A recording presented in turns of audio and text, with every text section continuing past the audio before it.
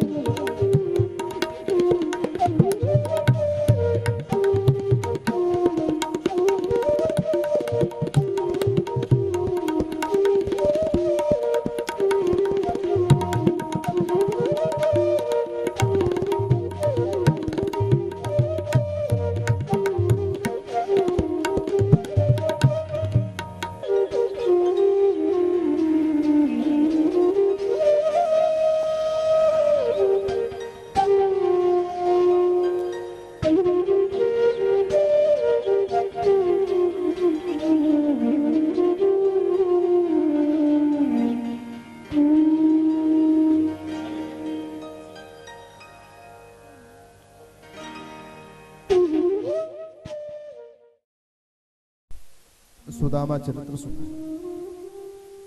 अरे परीक्षित, हाँ हाँ, भगवान द्वारकानाथ बड़े दयालु हैं, दीन बंधु हैं, उनको दीन बड़े प्यारे हैं। जिहि दीन प्यारे वेद पुकारे, द्रवं सुश्री भगवाना।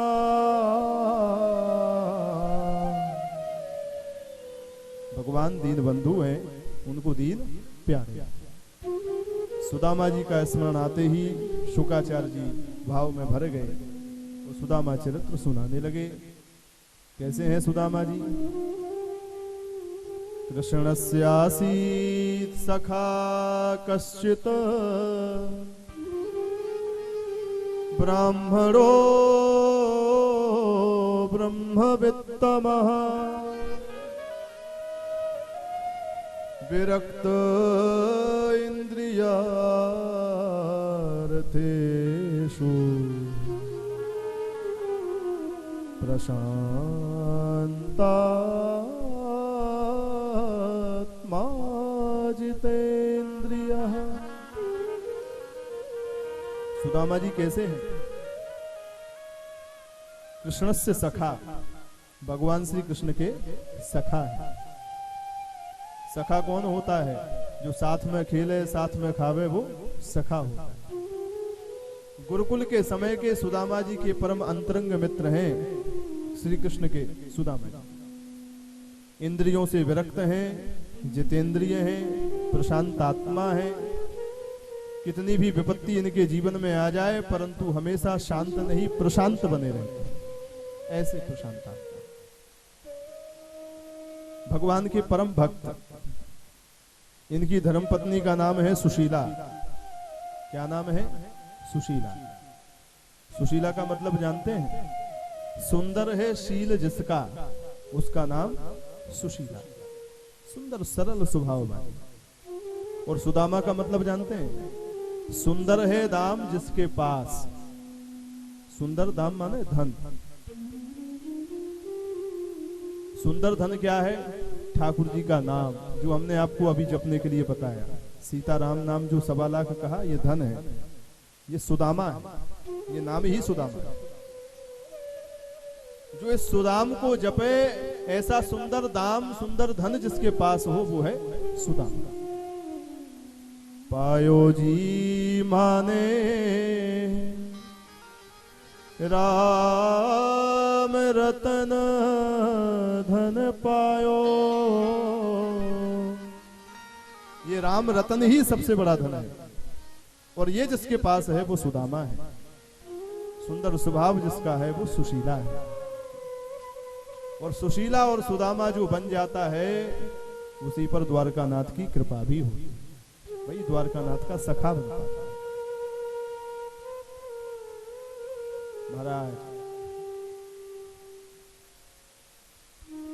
सुदामा जी के पास राम नाम रूपी धन तो बहुत है, परंतु संसार का धन नहीं, निर्धन है।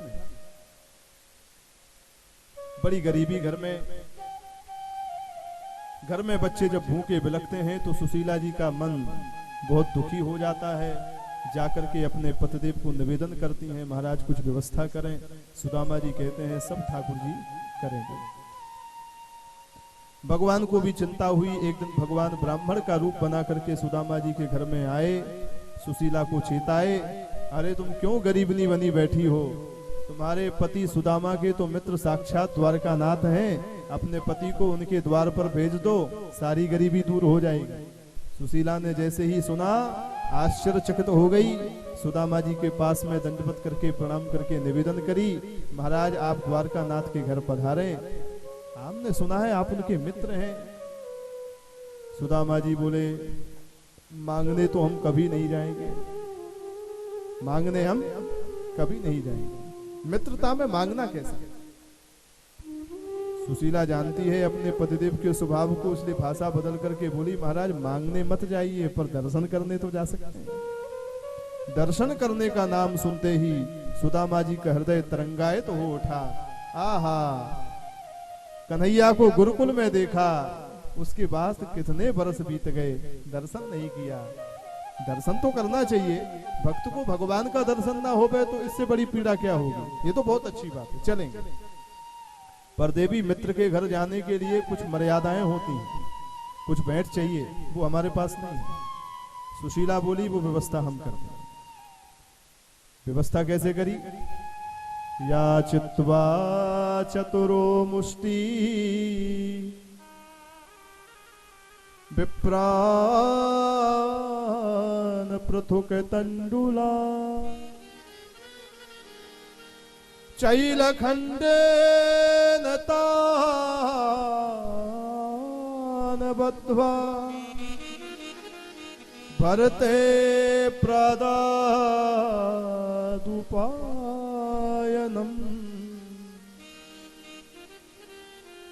पड़ोस में ही जो सखियां रहती थी उनके घर में जाकर के सुशीला जी ने 4 मुट्ठी चावल, एक एक घर से एक एक मुट्ठी चावल मांगे, लेकर के आई, पर बांधने के लिए वस्त्र नहीं था।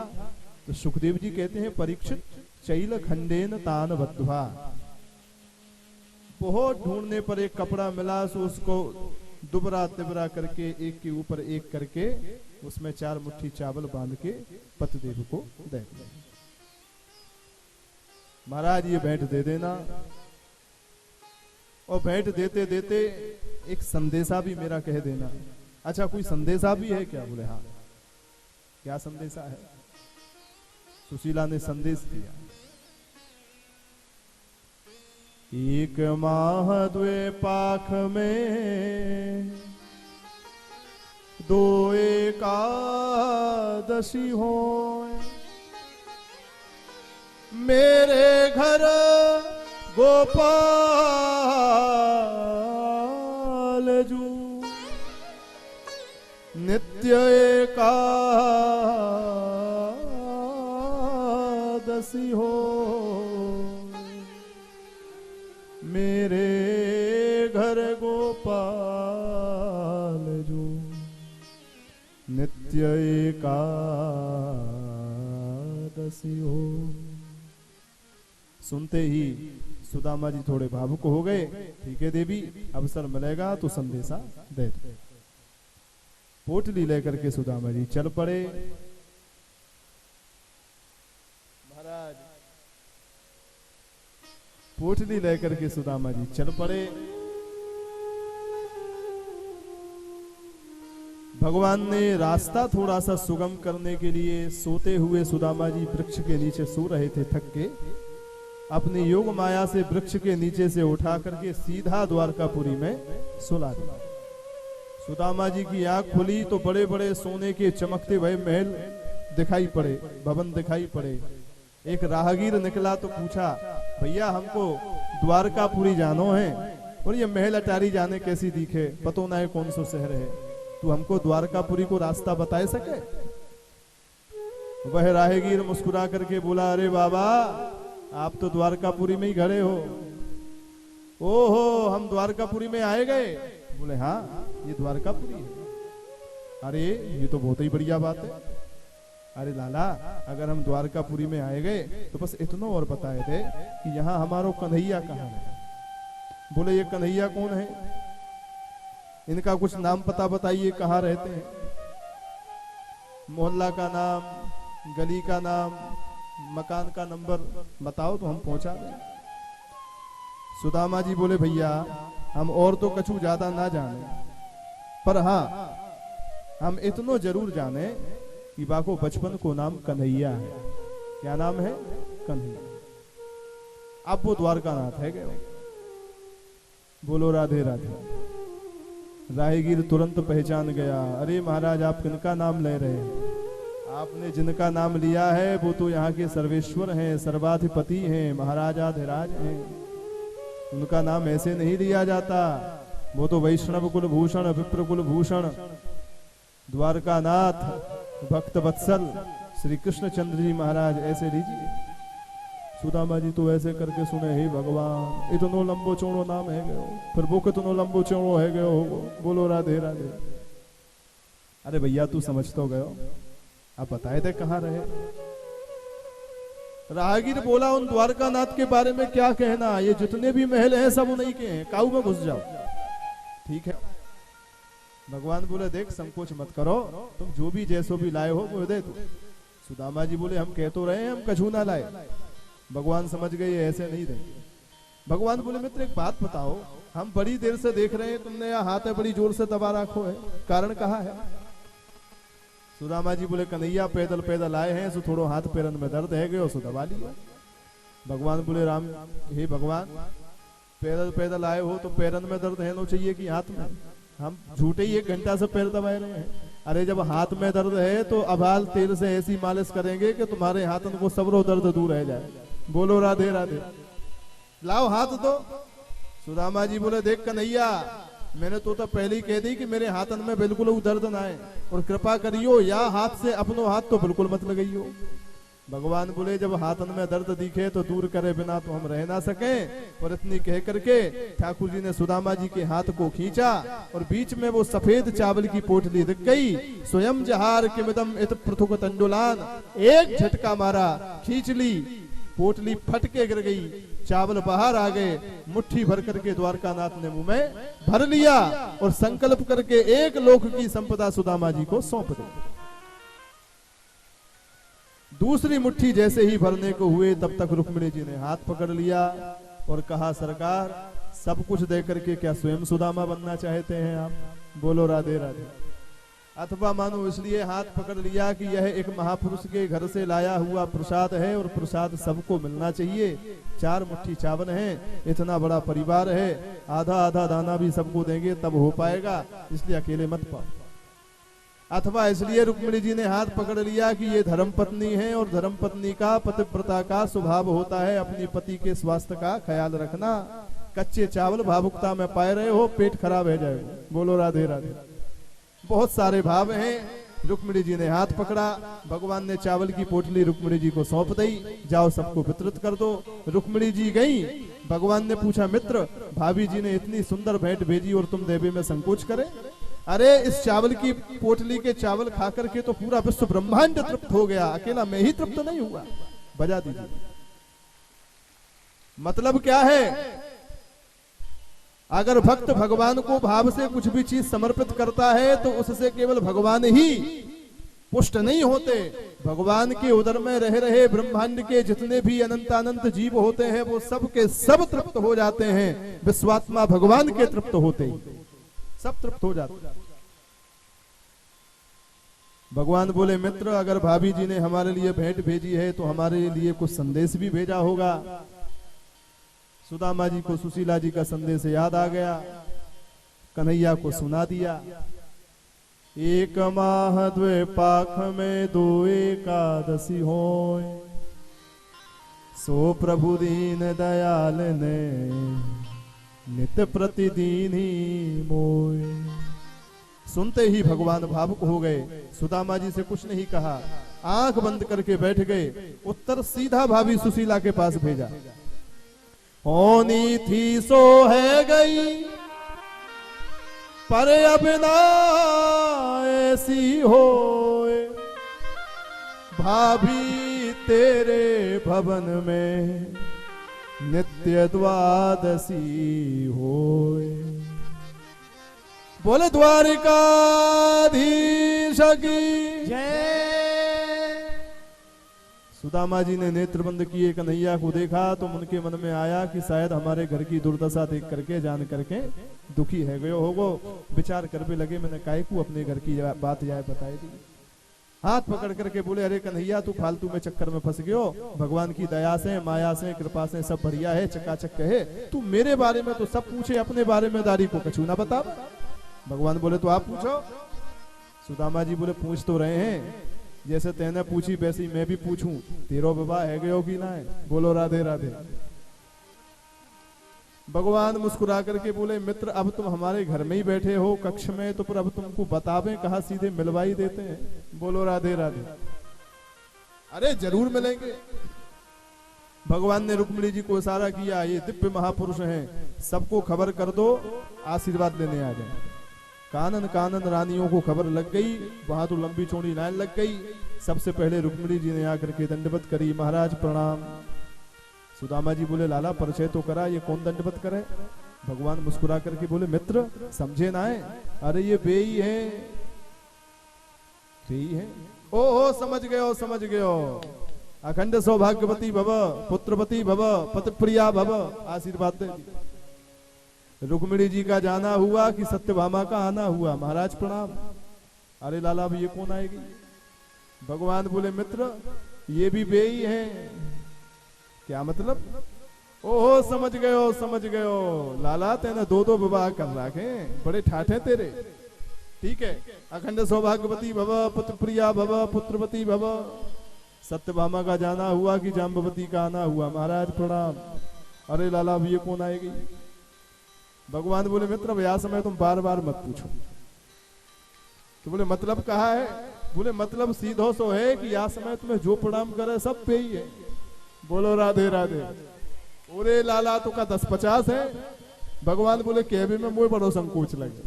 बोलो राधे राधे। अरे तो कोई बात ना है, तू सबन को बोला, हमें कट्ठो आशीर्वाद नहीं है। अब उन्हें का खबर कितनी है? उन्हें लगी 10, 20, 50 होंगी, पर महाराज वहां तो बड़ी लंबी लाइन लग गई, लाइन टूटा ही ना है।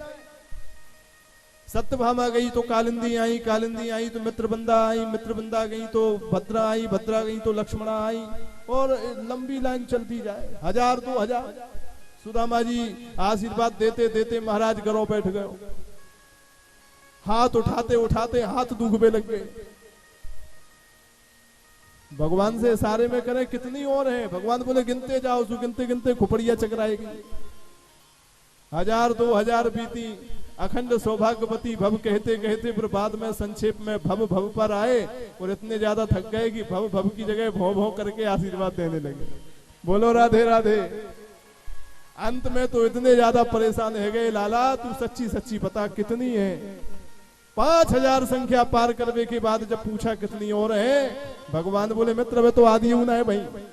बोलो राधे राधे। सुदामा जी के तो पैरों तले जमीन खिसक गई, भैया कन्हैया तेने कर दियो हमारो कल्याण, सात उतना में सबन ने आशीर्वाद न दे पाएंगे, हमारे बस की बात ना। एक संख्या एक बार में बता। भगवान बोले मुझे बड़ो संकोच लगे, पर आप मित्र हैं, अंतरंग हैं, आपसे कहा छुपाऊं। पूरी संख्या है 16108। सुनते ही आश्चर्यचकित हो गए सुदामा जी। ओरे लाला तेने तो कर दियो कल्याण, अब हम कैसे आशीर्वाद दें? भगवान बोले आदि ने आशीर्वाद दे दियो, आदि को आशीर्वाद ना दोगे तो फिर बुरो मान जाएगी, घर में लड़ाई कराओ। इतने दिना बाद आए और मेरे घर में लड़ाई करा के जाओ। सुदामा जी बोले तो मेरे भी तो स्वास्थ्य को ध्यान रख, मैं क्या करूं? भगवान बोले एक उपाय, मैं ये मेरी अर्धांगिनी, मैं इनको अर्धांग। सबरी धर्म पत्नियों के साथ मैं एक साथ आपको प्रणाम कर लेता हूँ, आप एक साथ सबको आशीर्वाद दीजिए, सब पर बराबर बराबर चला जाएगा। सुदामा जी बोले ये उपाय ठीक है। समस्त पटरानियों के साथ द्वारकानाथ ने ठाकुर जी सुदामा जी को किया प्रणाम। सुदामा जी ने भगवान के सहित समस्त पटरानियों को दिया आशीर्वाद। ब्राह्मण की वो सामर्थ्य है जो भगवान को भी आशीर्वाद दे सकता है। मंगलम भगवान विष्णु, मंगलम गरुणध्वजः, मंगलम पुंडरीकाक्षः, मंगलायतनम हरिः, मंगलम कौशलेन्द्राय महनीय गुणाब्धये, चक्रवर्ती तनुजाय सार्वभौमाय मंगलम। ब्राह्मण भगवान को भी आशीर्वाद देता है, हे सीताराम जी आपका मंगल हो, हे राधा गोविंद आपका मंगल हो, हे विश्वनाथ आपका मंगल हो, आपकी सारी अलाय बलाय हमको लग जाए, पर आप सदा स्वस्थ और मस्त रहें। ये ब्राह्मण भक्त भगवान को आशीर्वाद देते हैं, देना चाहिए। बहुत आशीर्वाद दिया। आशीर्वाद देने के बाद महाराज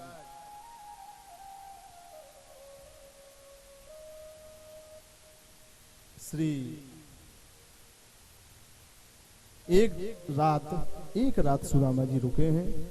अगले दिन सुदामा जी बोले कन्हैया अब हम चलें। भगवान बोले कैसे कहें? सुदामा जी बोले लाला अगर कोई संदेश तो देना हो तो बता दे। भगवान बोले संदेश तो यही है कि आप अकेले आए, भाभी जी को साथ में ना लाए, अगली बार आओ तो भाभी जी के साथ में। ठीक है। सुदामा जी पर थोड़ी देर बाद बोले लाला अब चलें। भगवान बोले कैसे कहें? और कोई संदेश?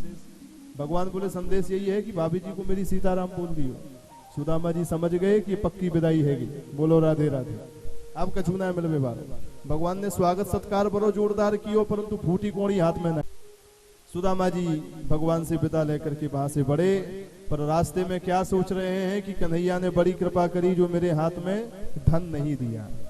सुदाम भागवत में लिखा है, मनमुखी बात। सुदामा जी जब लौटे तो क्या सोच रहे हैं कि कन्हैया ने बड़ी कृपा करी जो मुझे संपत्ति नहीं दी। अगर संपत्ति मुझे दे देता तो संपत्ति के और पद के आते ही पद के मद में, संपत्ति के मद में खोपड़ी खराब हो जाती है। भगवत चिंतन तो दूर हो जाता है, संसार का चिंतन मोह माया के चक्कर में व्यक्ति फंस जाता है, भजन भूल जाता है, भगवान से दूर हो जाता है। कन्हैया मेरे से प्रेम करता है, वो बस यही चाहता है कि सुदामा बस मेरा ही भजन करे, मेरे से ही जुड़ा रहे, इसलिए जानबूझ करके उसने मुझे धन संपत्ति नहीं दी। भगवान जिनको धन संपत्ति नहीं देते उन पर विशेष कृपा भगवान की होती है। ये सत्यता है, कोई मनमुखी बात नहीं है। गरीबी मिलती ही भजन के लिए है।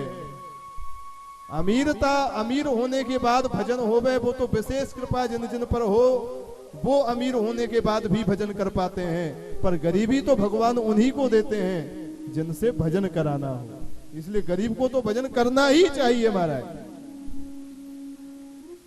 सुदामा जी पर कृपा हुई। प्रसंग बहुत सारे हैं, उन समस्त प्रसंगों को, एकादश स्कंद के प्रसंगों को, द्वादश स्कंदों के प्रसंगों को हम नमस्कार करते हैं। गोविंद गोविंद राधे राधे राधे गोविंद गोविंद राधे राधे राधे गोविंद गोविंद राधे राधे राधे गोविंद गोविंद राधे राधे राधे गोविंद गोविंद राधे राधे राधे गोविंद गोविंद राधे राधे राधे गोविंद गोविंद राधे राधे राधे गोविंद गोविंद राधे। सुदामा जी दौड़े दौड़े वापस कहाँ आ गए? अपने गांव सुदामा।